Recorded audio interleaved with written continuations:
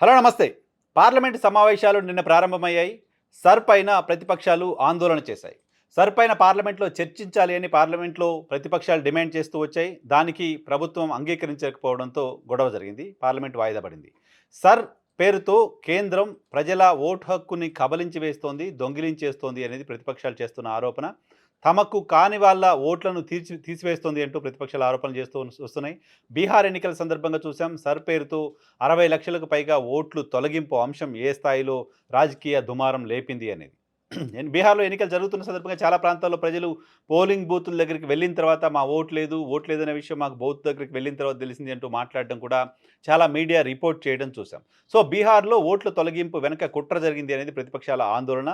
బీహార్‌లో భారతీయ జనతా పార్టీ భారీ విజయం వెనుక సర్ పేరుతో తొలగించిన ఓట్లు కూడా ఒక కారణం అనేది ప్రతిపక్షాలు వేస్తున్న అంచనా. ఈ నేపథ్యంలో ఇప్పుడు మరో 12 రాష్ట్రాల్లో సర్ పేరుతో సమగ్ర ఓటర్ల జాబితా సవరణ కార్యక్రమాన్ని ఈసీ చేస్తూ ఉండడంతో దానిపైన ప్రతిపక్షాలు ఆగ్రహం, ఆందోళన వ్యక్తం చేస్తున్నాయి. దీని గురించి చర్చించాలి అంటూ పార్లమెంట్లో చర్చించాలి అంటూ కోరుతున్నాయి. ఈ సందర్భంగా ప్రధాని మోదీ మాట్లాడిన మాటలు దేశవ్యాప్తంగా చర్చకు దారితీశాయి. మోదీ చెప్తున్నారు, డ్రామాలు చెయ్యొద్దు, పార్లమెంట్కి వచ్చి డ్రామాలు చేయొద్దు. పార్లమెంట్కి వచ్చి డ్రామాలు చేస్తే ఎలా? మీకు రాజకీయం ఎలా చేయాలో తెలియట్లేదు. రాజకీయం ఎలా చేయాలో కావాలంటే నా దగ్గరికి రండి, టిప్స్ ఇస్తాను. ఎన్నికల్లో ఓడిపోయి ఏం చేయాలో తెలియక ఆ విషయమంతా తీసుకొచ్చి పార్లమెంట్లో కక్కుతున్నారు. ఎన్నికల్లో గెలవడానికి సంబంధించిన వ్యూహాలు ఎలా రచించుకోవాలో మీకు అర్థం కావట్లేదు అంటూ ప్రధాని మోదీ మాట్లాడారు. సో డ్రామాలు మేం చేయట్లేదు, పార్లమెంటుకు వచ్చి ప్రజల గురించి మాట్లాడితే, సమస్యల గురించి మాట్లాడితే మమ్మల్ని డ్రామా చేస్తున్నా అంటారా, డ్రామా బాజీలు అంటారా అంటూ ప్రియాంక గాంధీ ఫైర్ అవ్వడం చూసాం. సో మోదీ సలహాలు చెప్తున్నారు అనేది కాస్త ఆసక్తిగా అనిపించింది. దాని గురించి చర్చిద్దాం. మోదీ సలహాలు చెప్తానంటున్నారు ప్రతిపక్షాలకి ఎన్నికల్లో ఎలా గెలవాలి అనేది. డెఫినెట్గా మోదీ దగ్గర సలహాలు తీసుకోవచ్చు ప్రతిపక్షాలు ఎలా గెలవాలి అనే దానికి సంబంధించి. ఎందుకంటే ఆయన ఒకసారి ముఖ్యమంత్రిగా బాధ్యతలు తీసుకున్న తర్వాత గుజరాత్లో, ఆ తర్వాత జరిగిన ఏ ఎన్నికల్లోనూ ఆయన ఓడిపోలేదు. ఆ తర్వాత ప్రధానమంత్రిగా బాధ్యతలు తీసుకున్న తర్వాత జరిగిన వరుస 3 సార్వత్రిక ఎన్నికల్లోనూ విజయం సాధించారు. కాబట్టి ప్రతిపక్షాలకి శిక్షణా తరగతులు ఇవ్వడంలో, ప్రతిపక్షాలకు స్ట్రాటజీ ఇవ్వడంలో మోదీకి అర్హత డెఫినెట్గా ఉంటుంది. ఇప్పుడు ఈవీఎంలకు సంబంధించిన చర్చ, సర్కు సంబంధించిన చర్చ ఉంది. కానీ మోదీ గుజరాత్లో వరుసగా గెలిచిన సందర్భాల్లో ఈ చర్చ ఏం లేదు. నిజానికి మోదీ వరుసగా గెలిచిన సందర్భాల్లో యూపీఏ 10 ఏళ్ల పాటు కేంద్రంలో అధికారంలో కూడా ఉంది. కేంద్రంలో 10 ఏళ్ల అధికారంలో ఉన్న సందర్భంలో కూడా గుజరాత్ని గెలవలేకపోయింది. కాబట్టి మోడీ సలహాలు, సూచనలు డెఫినెట్గా ప్రతిపక్షాలు తీసుకోవచ్చు. మోడీ సలహాలు, సూచనలు ఎన్నికల్లో గెలవడానికి సంబంధించి, ఎన్నికల్లో స్ట్రాటజీస్ రూపొందించడానికి సంబంధించి ఇస్తారా? లేకపోతే ప్రస్తుతం దేశవ్యాప్తంగా ఉన్న చర్చ ఎలక్షన్ కమిషన్ని బీజేపీయో కేంద్రం వాడుకుంటోంది ఇలాంటి చర్చ. దానికి సంబంధించి ఏమైనా సలహాలు ఇస్తే మాత్రం ప్రతిపక్షాలు వాడుకునే పరిస్థితి ఉండదు. ఎందుకంటే ఎలక్షన్ కమిషన్ల నియామకానికి సంబంధించి మోదీ నిర్ణయం తీసుకున్నారు. సో అవి ప్రతిపక్షాలు ఆ నిర్ణయాన్ని మార్చలేవు.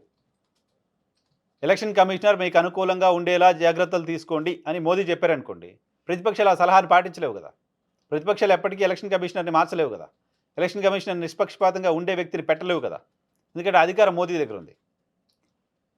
కాబట్టి ఆయన ఎలక్షన్ కమిషనర్ మనకు అనుకూలమైన వ్యక్తి ఉండేలా చూసుకోండి అని ఒక సలహా చెప్తే అది ప్రతిపక్షాలు పాటించలేవు. సర్ పేరుతో మీ పార్టీకి ఓటు వేయరని భావించిన వాళ్ళకి సంబంధించిన లక్షలాది ఓట్లు తీసేయండి అని ఒక సలహా మోదీ ఇస్తే ఆ సలహాను కూడా ప్రతిపక్షాలు పాటించే పరిస్థితులు లేవు.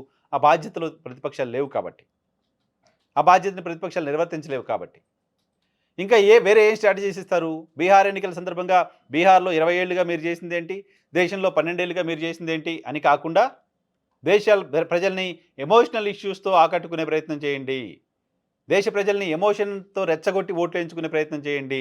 అటువంటి ఒక మాట, అటువంటి ఒక సలహా ప్రధాని మోదీ బహుశా ప్రతిపక్షాలకు ఇస్తే దానిని కూడా ప్రతిపక్షాలు అందిపుచ్చుకునే పరిస్థితిలో లేవు.